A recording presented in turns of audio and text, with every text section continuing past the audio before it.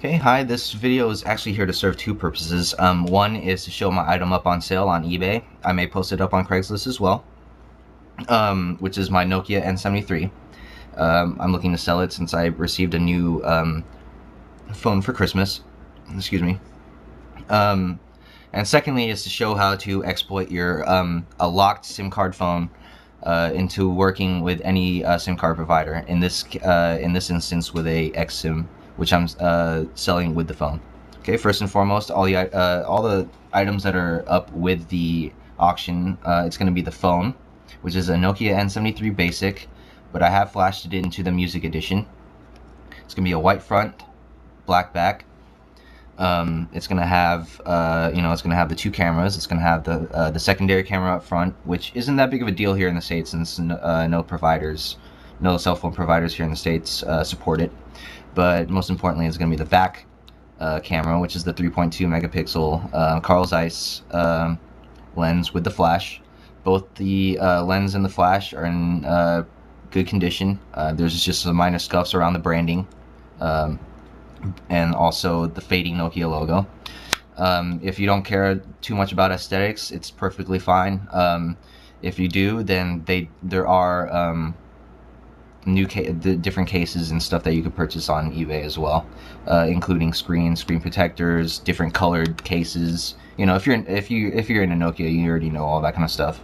And then the keypad is just going to be a regular English numerical. With the 4 arrow button here instead of the music note button, but I'll get to that later.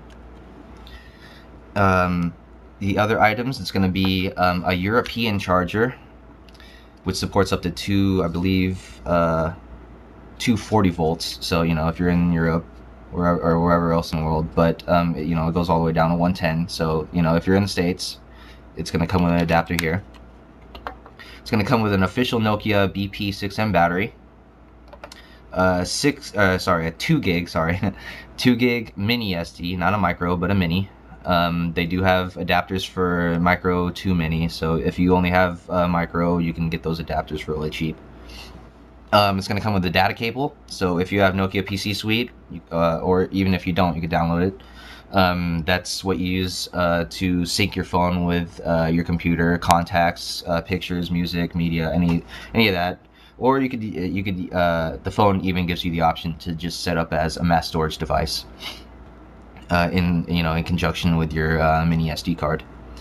And then most importantly though, this phone is locked, but however there is a bypass, which is the second part of this video.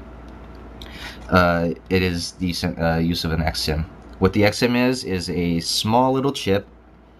It's paper thin, with the exception of this small black part here. And what you do is you hole punch your SIM card to where the black chip is, in order to keep it flush with the rest of your phone, so it doesn't interfere space-wise. And what the XSIM does is it tricks your phone into running any SIM card service. So just to run it as a demonstration, I'll go ahead and open up my phone and put my T-Mobile SIM card in by itself. This is T-Mobile in the States, by the way. And close it up and boot it up. And since this phone is locked to orange, it's not going to let me into the home screen. It's just going to have the Nokia Loto boot up screen. And then it's just going to tell me that my SIM card is not valid. Even though this phone is debranded, that I have debranded it and flashed it. Like I said, I debranded it to get rid of the unnecessary software that clutters the space. Okay, on a side note, here it is. It says SIM card not valid. So I'll go ahead and turn it off. Like I was saying, I have debranded it, which means it's now just the basic Nokia Symbian operating system. So it's not going to have any of the extra software on there that clutters and slows down your phone. But if you like, they do have apps everywhere online and stuff. If you want to download Facebook or whatever, they do have those apps as well. Back to this XSIM, I'll go ahead and run the XSIM flush with my SIM card and put it in here just to show that the XSIM works. go ahead and put it in here. Like I said, it'll be flush with the rest of your phone because, like I said, that hole punch gets rid of any of the unnecessary jutting out that this XSIM would provide. Go ahead and put the battery back in and close it. Okay, and it'll boot up now. And as you saw previously, this phone said the SIM card was not valid, but since it has the XSIM in here, it's going to go ahead and trick this phone to work with my SIM card. And if you can recall, it didn't even get to the Nokia animation, which is the two people trying to hold hands. Let's hope they're not both guys. Anyways. Okay, now it's asking me for my time. It doesn't really matter because it's just going to automatically update when the phone searches for the nearby satellites. And we're at the boot up screen. It's saying I have a new voice message. Go ahead and ignore that. And it is... There we go. I got my T-Mobile. Pretty much has a couple bars here. It's kind of... it fluctuates in my area, but that's the home screen there. It might take a few more seconds to update the time.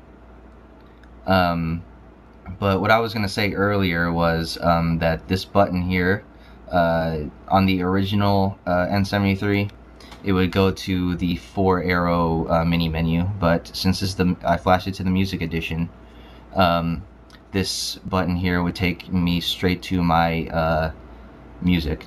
Unfortunately, I forgot to put in the SD card, so it's not going to find any music. And I guess I could try to hot swap it right now, so let me go ahead and put it in here.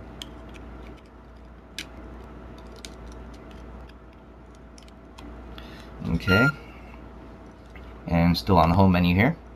Go ahead and press that. I pressed the button and it says no songs, but now it's searching for the music.